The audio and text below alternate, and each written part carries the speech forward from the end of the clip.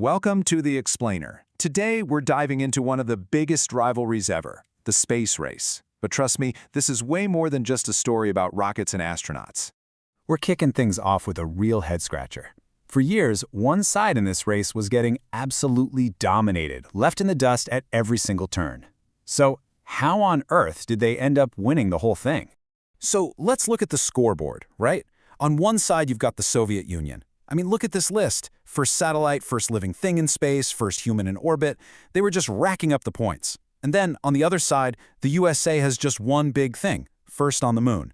But somehow that one touchdown erased everything else. Just doesn't seem to add up, does it? So what really happened?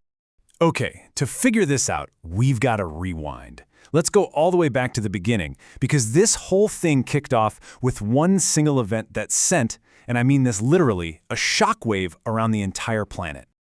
Yeah, that pretty much sums it up. Think about it. It's 1957.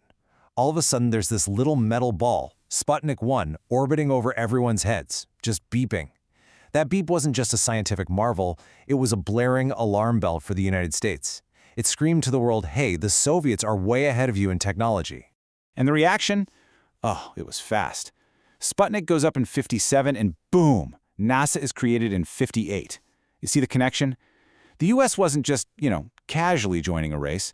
They were in a full-blown panic, scrambling to catch up right from the starting gun.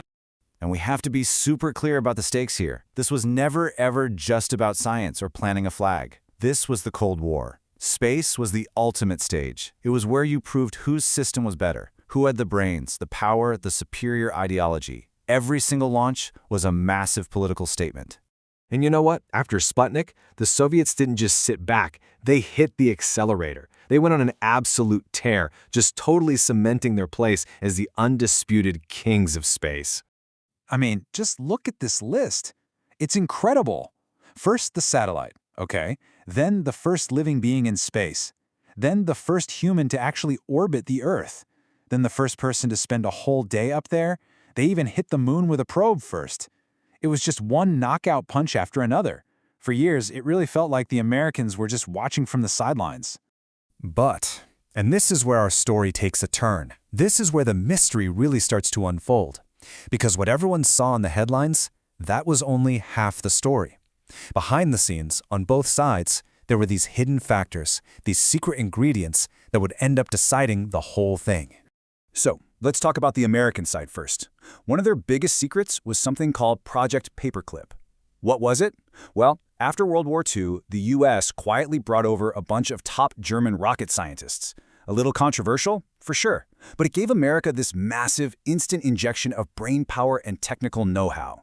And those incredible rockets that eventually took astronauts to the moon, the legendary Saturn V, a huge part of that came from the expertise of those German engineers. This was America's ace in the hole. It was a total game changer. Okay, but America wasn't the only one with secrets. While the Soviets were out there celebrating all these amazing public victories, something was starting to crack. Something was going wrong behind the curtain. And how do we know this? Well, the evidence comes from a really unexpected place. The private diaries of a guy named Vasily Mishin. He was a top rocket engineer for the Soviets, and his notes, which were kept secret for decades, they paint a picture of total turmoil. They show how the whole Soviet effort was being crippled from the inside out. All right, so let's put all the pieces together. Let's solve this moonshot mystery once and for all.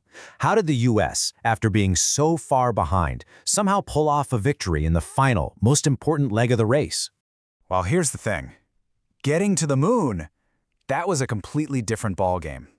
It was such a massive challenge that it basically hit the reset button on the entire race.